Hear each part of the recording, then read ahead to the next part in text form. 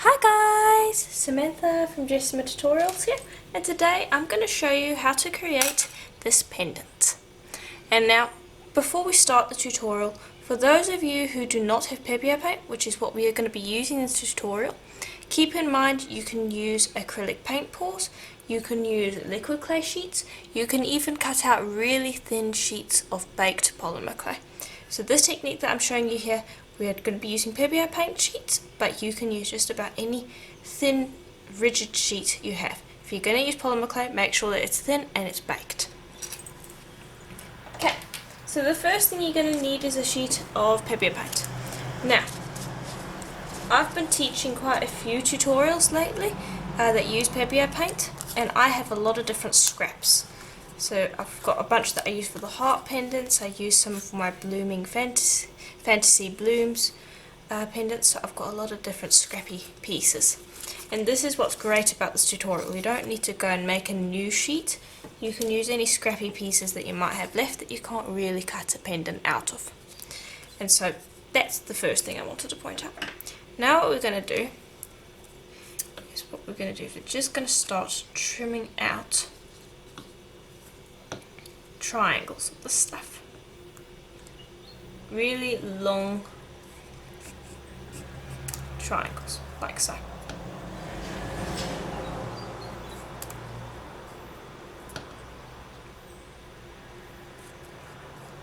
Okay, and it doesn't have to be in any particular order. You just want to basically be taking out strips, like so. And you'll do that with both, whichever two pieces you have. I'm using this nice blue one and I've used the purple one. So go ahead and cut out as many strips as you can. There we go. Now we've got a bunch of different strips. So just put those off to the side, and now you're going to need some tape. Doesn't have to be double-sided, you just want normal tape like this. I'm just going to pick up that one end. This is always the bit that takes the most time, finding the edge of the tape. There we go. Just take out a fairly longish piece and cut. Okay. And I'm just going to use my scissors to get that off of my fingers.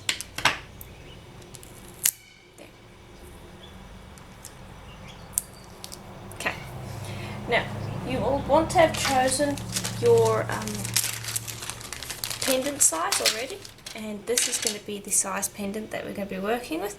This is the smallest dragon scale cutter in my maxi set. Let me just take you out a bit there.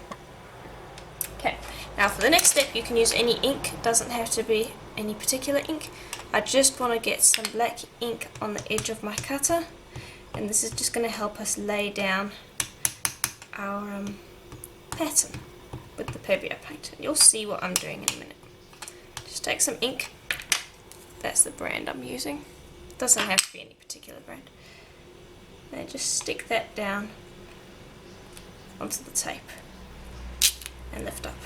And that's just going to leave a mark so that we know where to lay down our Pebeo paint without wasting a bunch of it. Okay, and then all you're going to do, I'm just going to rearrange this.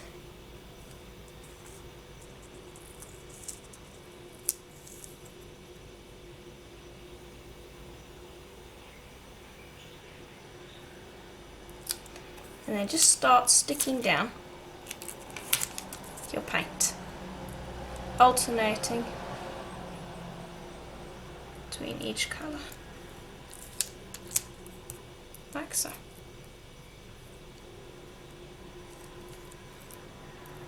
And I'll just continue down until I finish the whole thing. There we go. Got some left here. I'll just put those to the side. They can go in a bag and I can use them in a future project. But for now, this is what you're looking at. You can see on the back there our cutter, and this is what we're going to use to cut it out so that we know where we need to cut without making any mistakes. That's really nice as well. and you can see that it's covered up. Now you might be able to see that there are a few gaps. That's fine. If they don't sit next to each other perfectly, that's also fine. Now one thing I do like to do is I like to go and try to get rid of as much of this excess tape as possible, because it sticks to me and it makes the entire process a lot more tedious. So just get rid of the huge blocks of tape that are left on either end. Okay, and then what you're going to do is you're going to start on one end, and this is the part that makes me get all jumpy because I don't like to mess it up. And you'll just trim inside that line. You don't want to be trimming outside the line, it must be inside. There we go.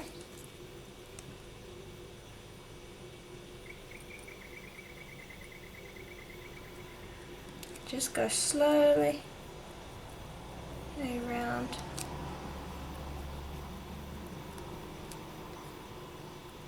Until you have trimmed out your shape. And now these pieces that I'm trimming off, keep them. You can very easily peel the Pebeo paint off, like so. Peel it off the tape, and then put it into your scrap bag and you can use it for other projects. And there we go. Easy as anything. And it should roughly sit inside your cutter. The closer you can get it, the better.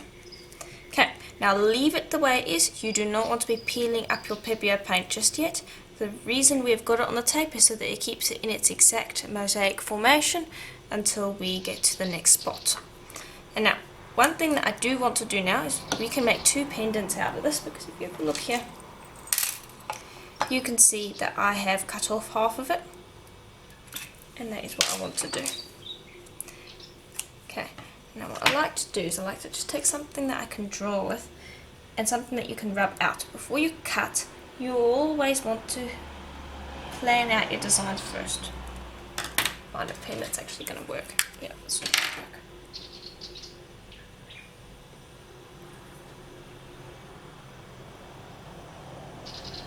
Okay, it's not creating a very dark line. There we go.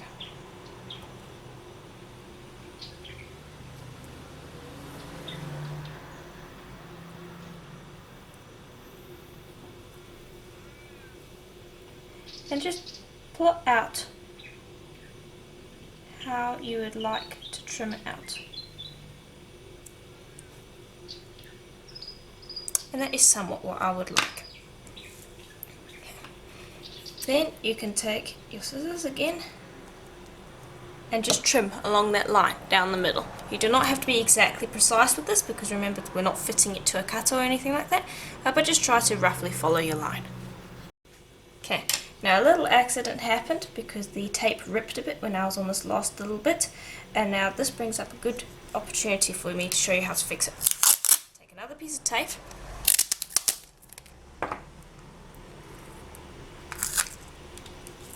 like so, stick that down again, like so, and then continue trimming out that little bit that didn't want to cooperate. There we go. And take that front side bit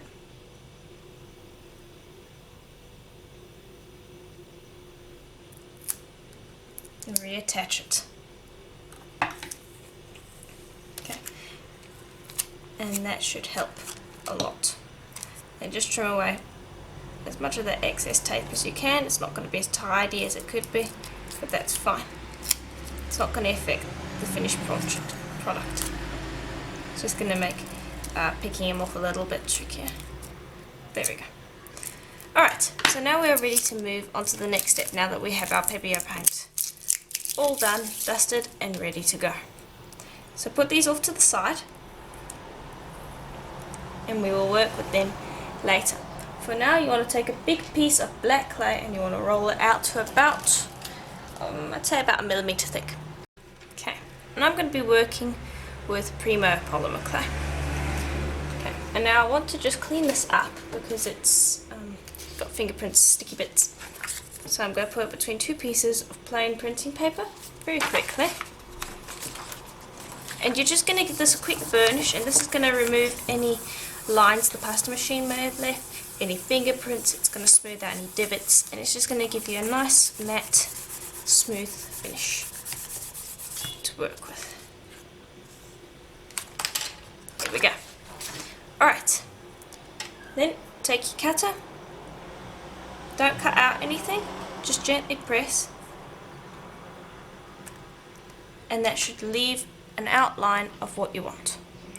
And our next task is to decide whether you want it on this side or if you want it on this side. For the sake of this one, I've decided I'm going to use this one. Now you gently want to peel it off, one at a time.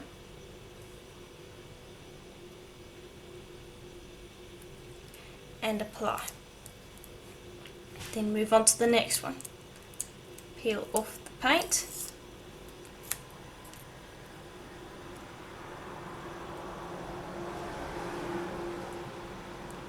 And apply. And just continue doing that until you have used up all of your pieces on your piece of tape. And there we go. That is what you should end up with. Now it might not look absolutely perfect once you've laid it down. You can gently shift those pieces around a bit if you want, but you do need to leave room that there is going to be a little bit of error along the side here, and that's fine, no problem at all. Now take a piece of paper again, and I want you to burnish this down thoroughly. And this is just going to be embedding that Pebeo paint into our clay. And I like to just check every once in a while whether it's spreading out or not, and if it still fits, because sometimes when you're burnishing it can do that. So I'm just bringing it off the side here. I know you can't see it, and I apologise, but I need to see if it's fitting still. Yes, otherwise I need to gently push on some edges to get it to fit. And you can see that it's gently burying itself into the clay. So I'll just burnish a touch more, just to smooth out all of those lines we created by pressing our cutter in. We just needed that to see whether or not we were on the right path. So the whole thing needs to be nice and smooth. And that will do. Alright. Okay, then I just position this again. Gently press down to make another new imprint. And what we're going to do is we're going to use our blade this time round, and we're just going to gently trace out a black line. And let's see, start from the top here.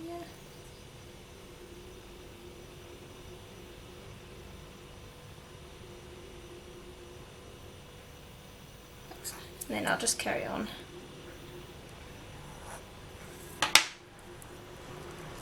And remove that. That we don't need at the moment. Put that away. And I'm actually going to clean this up just a touch more, bring it up a bit, so that we can fit our next veneer in easily. Okay. So at this point I would like to I want to keep it on the clay. Excuse me. Let me start that again. At this point I want to just keep it on the piece of paper, and I will put it to the side, and I'm going to bring over some metallic clay so that we can create our micoshift.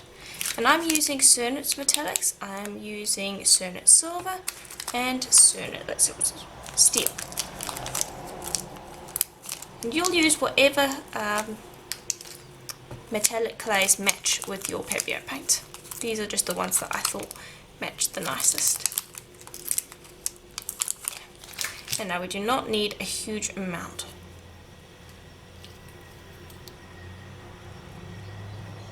Okay, so just create a skinner blend from these, and all you're going to do is you're just gently going to form these into triangles. You don't need to even condition them yet, because that will be done while we're busy rolling it through and turning it into a skinner blend, so don't worry about conditioning it. Just turn it into a rough triangle shape like that. Then I'm going to take this one and do the same, like so. Then just pop these together.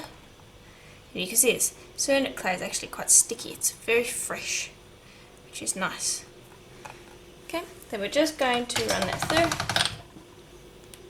and just create a skinner blend. And for those of you who do not know how to make a skinner blend, all you do is you continually fold the clay over and over again. The only thing is to make sure that you're folding it the same way each time. So the way to know whether you're folding it the right way is you should have one solid colour on either side. So you can see we have silver on that side only and steel on that side only. If we were to fold it this way, you would have both colours. And just continue folding and rolling, same direction, over and over again, until you have your skinner blend. And there we go. It should take 10 to 15 rolls. And you should end up with something like that. Right, now I want this to be used for both pendants because I'm going to be making two. So I'm just going to gently press it onto my tile. And we're going to be rolling, not from one colour to the other, we're going to be rolling all the colours at the same time. And now you can use any texture you want, but I'm using my denim texture roller. I'm just going to start rolling.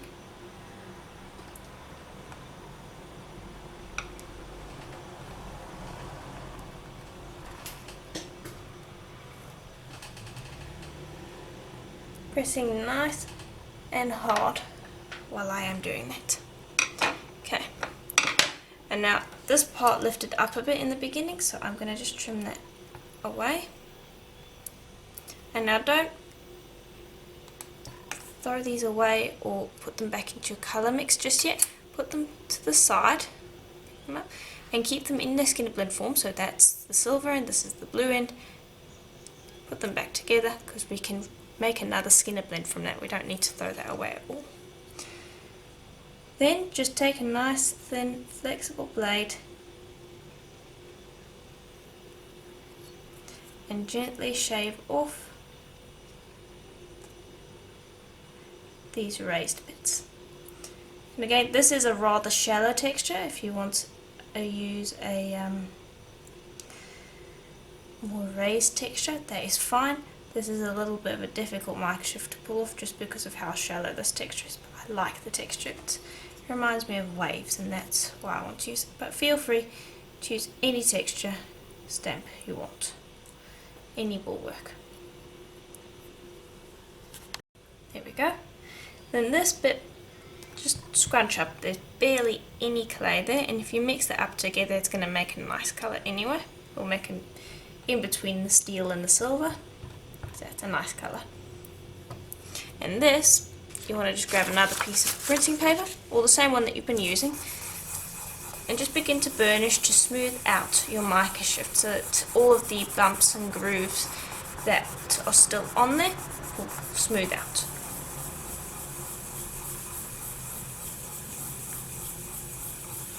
And that should not take too long. There we go. Easy.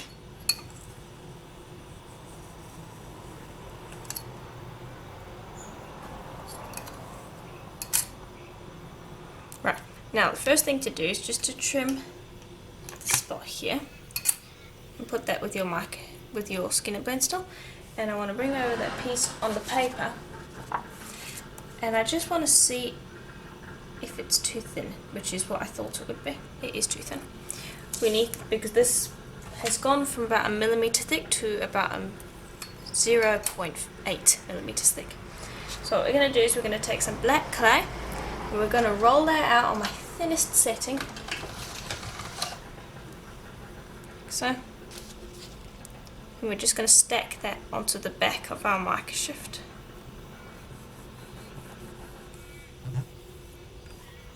And this is just going to give it a bit of height, which we do need. I'll just trim again. And that should do. Right. Now we will bring this over. Now this bit's a little tricky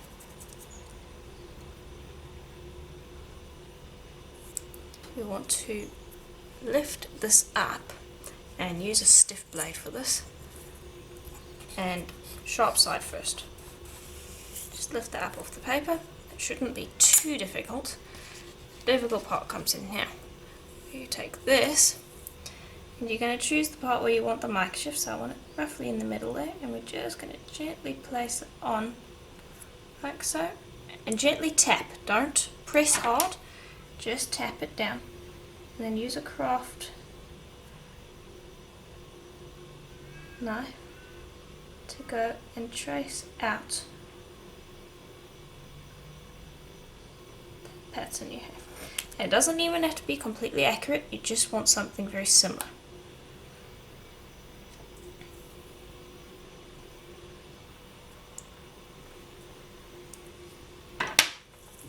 Okay, and then just gently press this into the right spot. Don't press this, you want to press from the micoshift side. Okay, then take a piece of paper again and burnish thoroughly, because you want to smooth out that seam and make it look like one solid piece of clay.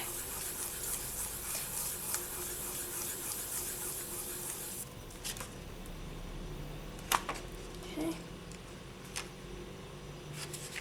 And now what I've got to do is I'm just gently going to smooth along here, because I can see a seam with the Pebeo paint, which is completely normal. All you do is you're just going to take your finger and use your finger to just gently smooth it up against that. And take your cutter, and now my head needs to get in the way, and I'm going to find the middle spot here. Okay, then press down firmly, make sure that you get a good clean cut, and lift straight up. Then grab this bit and lift that up as well. Gently smooth this if you have to, and your Pebeo paint might move a little bit, that sometimes happens. You can gently use your finger to move that back into place. And then what I like to do is I like to gently take my blade and I like to just trim around the edge here, you're going to get some excess clay, and this will just in general tidy up. And just keep it on this piece of paper, and we will bake it on this piece of paper. Okay, there we go. Alright, and now don't worry, this edge looks a little bit uneven. It isn't, it's alright, but we're going to be doing a smear along the sides. If you look at this one here, I use some liquid clay along the sides, and that will just fill in any gaps we have. And we will do the back later. Okay, so this is going to go in the oven for at least 40 minutes at Premo's recommended temperature, because that is the majority of the clay we have on here. And I will also create the other pendant from this, and you can see how closely those two match. Anyway, I will go and create my second pendant, and then I'll bake it for 40 minutes at Premo's recommended temperature on this piece of paper, and then when it is done I will show you how they look, and then we can get on to making our back. Okay, and here they are out of the oven. Now you're going to notice that they have yellowed a bit, and this is what happens when you put Pebeo paint in the oven. It does tend to yellow a little bit, but in general it's alright. The white is the part that yellows the most, but in general it's alright. So now we need to tend to these backs. So I'm going to put these to the side, and I'm going to bring over a piece of black clay that has been run out to about 1 millimeter thick. And let me just bring that over. There. And that should be our piece of black for our back. Then take any texture of your choice and texture that black And I'm just using a sponge. Any texture will work. Sandpaper is another good choice. Just a repeatable texture that's easy to do touch-ups on. Lift that up. And I want to just cut out a section because I want to make a bail. So just cut out a bit. Put this to the side, we'll use that in a minute or two. But we want to make a bail for ourselves. So grab a skewer.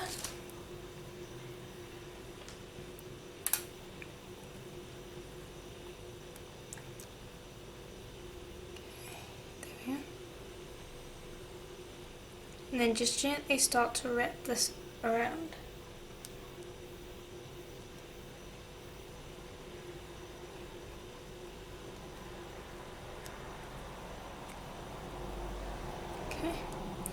Then just trim where that line is, and don't worry about keeping the texture perfect. That we will take care of in a minute or two. Just pinch up your seam, give it a roll to fix that up, and also give it a stretch because when you roll it, it's going to move along the skewer, which is fine. I'm just smoothing out that seam so it's not visible.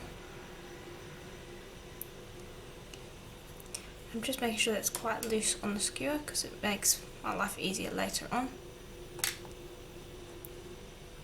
Okay, there we are. Then take this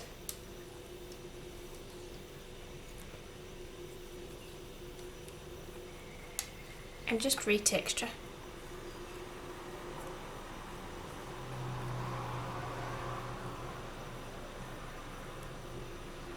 So very easy and quick to do. Okay, we'll put that to the side. We will use that in a minute once we have our backing. Take this, and you're going to need some black liquid clay, and I am using Sculpey black liquid clay.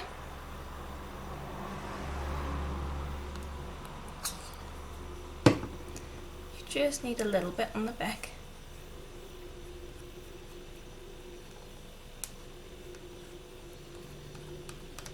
Not too much that it's going to slip and make the clay slip and slide, but just enough that it's going to make it stick. And I like the Sculpey black liquid clay because it's a lot more sticky than something like Cater. Just making sure to get rid of that excess, we don't want too much. And just make sure to clean your hands because the last thing you want is to get this on the front of your pendant. That's a little bit of an issue. You can fix it, but it's not exactly the best thing. So just check, make sure you don't have it on the front. If you do, use the wet wipe to just clean it up. Then grab your textured clay, place it onto the back of your pendant.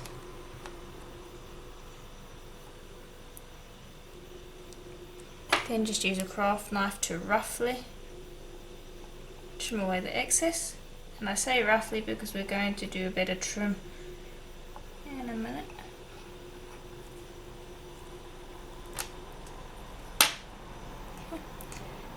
And what I like to do then is I like to go along the edges and I like to actually pinch it and smooth it off the edge. And this will give us a nice kind of beveled edge, which is just nicer against your skin when you wear the pendant. And I just think it's a better finish too in general. And this is why I'm saying that having a repeatable texture is better, because now you can just touch that up. Yeah. Making sure that I'm happy with that we don't have any spots that are open. Grab your sponge. Just give a retexture around those edges and also in the middle if you got any fingerprints on there.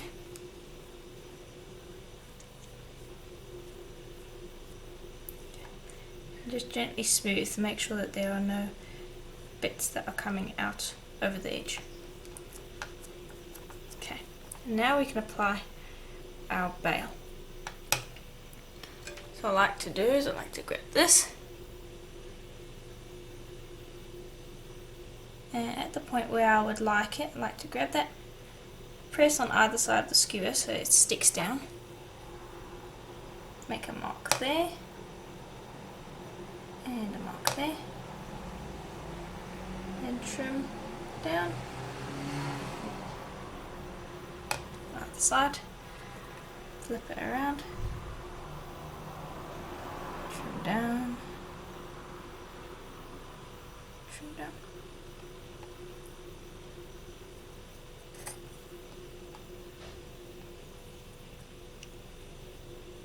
And then I like to remove it, and you can actually go in on the side here and just trim in a bit more if you can. Okay.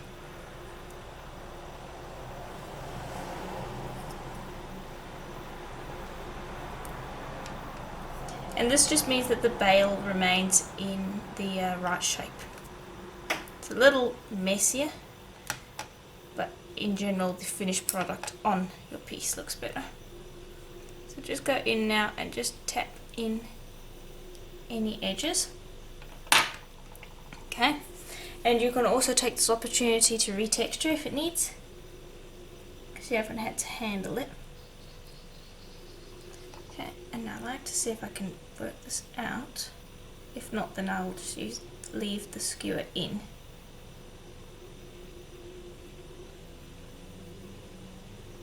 Yeah, with a little bit of wiggling and pressing down, you can work it out. And I'm just working to make the bail a little bit bigger. There we go. Then I like to come in with the sponge and press along these edges just to tidy it up.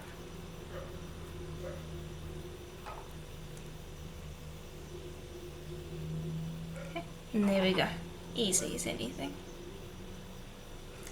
And there is your finished piece. Now we're going to put that into the oven. We're going to bake for another 40 minutes, and then after that we are going to tint at the sides, which need a little bit of liquid clay, but we'll do that after our piece has finished baking. And I'm going to repeat this for this one. Okay, and here these are out of the oven, and so backs are all nice and tidy. And so now we are just going to take care of those edges, and then we'll be able to apply our resin. So what you want to do is you want to just take some of that black Sculpey, and you want to tip that out onto your tile. And I'm using a glazed ceramic tile in case you want to get the same thing. Now what we're going to do is you're just going to take a little bit. You don't need a lot.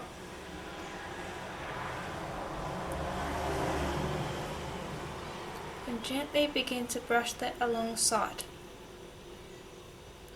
until you have a nice even coat that is covering any imperfections. And now it's going to look shiny at the moment, it might look a bit out of place.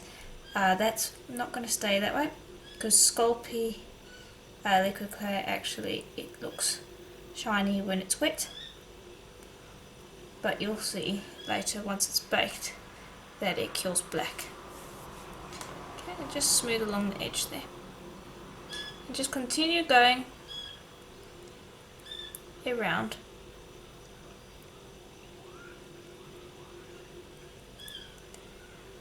And then I will smooth it off when I am done.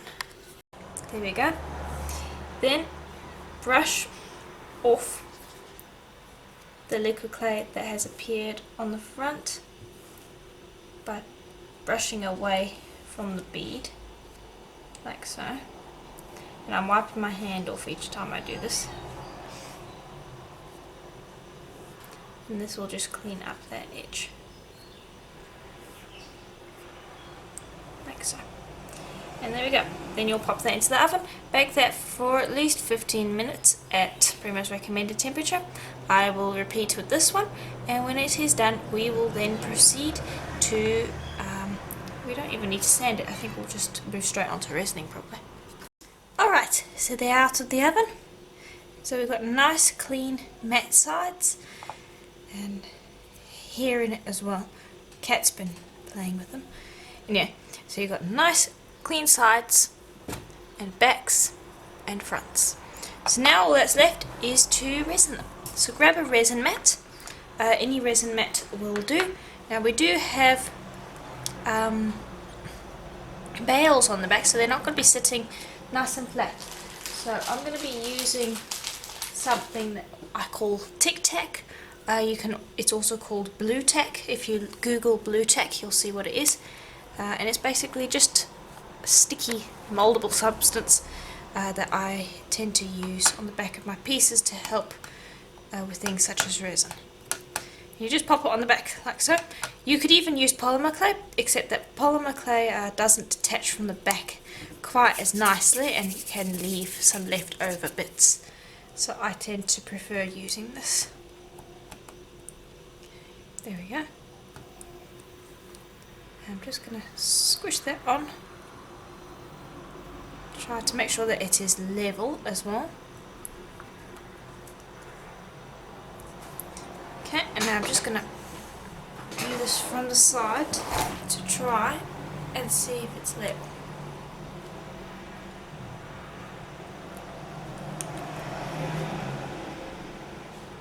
Because I want the resin to travel along it equally. Okay, so it's level. So now we will begin resining. And I'm using a UV resin Magic Gloss. Lisa Bavelka's Magic Gloss. It's a nice UV resin, works pretty well. And just before we use that, I just want to clean off the surface, because sometimes if your surface is not clean, it can cause the UV resin not to work as well as it should. So I like to take some isopropyl alcohol. Any strength will work. And I like to just give this a rub down. And that will just clean up the surface.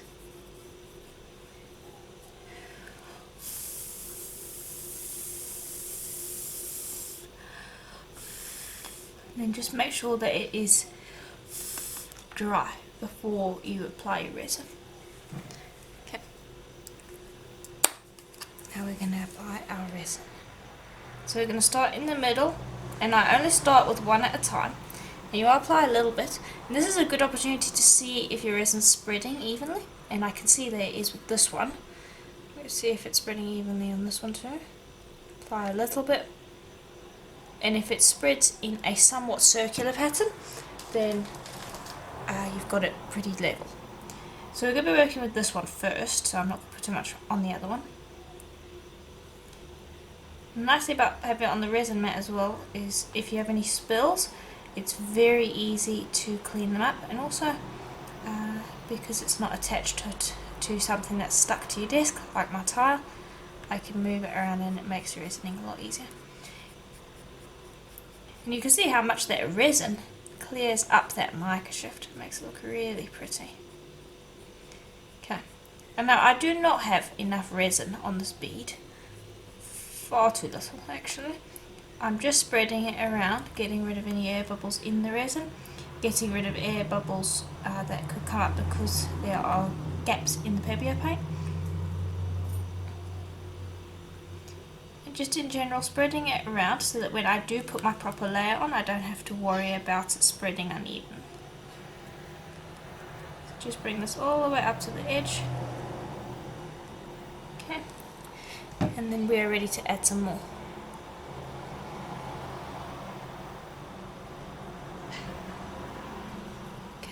There we go. Now I added a fairly decent amount. Then just go back and spread that over to the edge.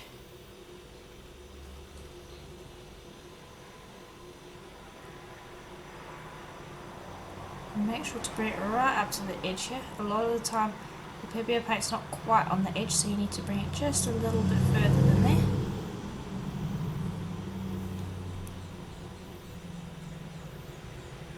Okay. And I'm just going to let that one sit for a moment. I'm just leveling it a bit because there are some areas that aren't getting covered. And I'll just let it sit there for a moment, and I will see if some areas bead up, if it pulls away from the edges, and I will do this one while I am at it.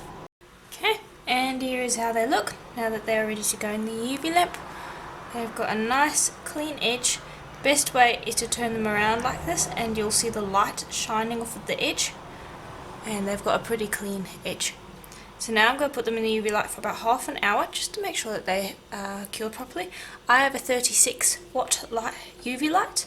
You can go up to 48 watt. Anything higher is going to cause issues with UV resin. So I just wanted to put that little bit in there, but I'd use a 36 watt. Okay, so I'll put those in, and when they're done I'll show you how they look. Okay, and when they come out of the UV light, here is how they should look.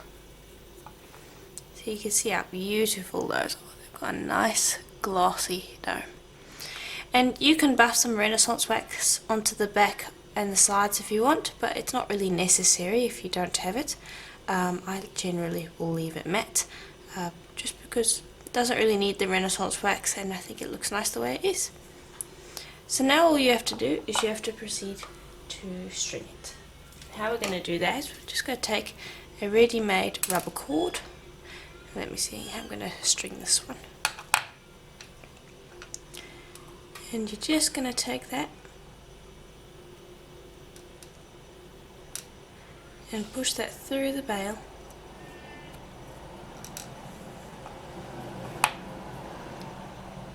And that's about it. And the other one I will do the same. And there we go, all done. So let me bring over the others so you can see them.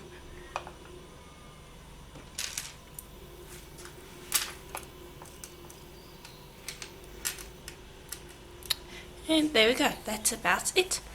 So I do hope that you enjoyed this tutorial. If you did, let me know in the comments below. And just keep in mind that you don't need to have Pebeo paint to complete this tutorial. This technique that I've shown over here can be done with any paint skin. It can also be done with liquid clay skins if you chop them up. And you can also even use thin sheets of polymer clay. So don't feel restricted to just using the Pebeo paint. And also remember, I did use the blues and purples in this tutorial, but you can use any colour you want. Just plan this part first, and generally I will keep it black, but you could change the colour there as well. And the micoshift just kind of needs to tie in with the colours that you have. So play around with it, have fun. There are lots of ways to do it. You can use different shapes as well. So play around. There are lots of ways that you can use this technique. And as always, I will see you in the next tutorial. Bye for now.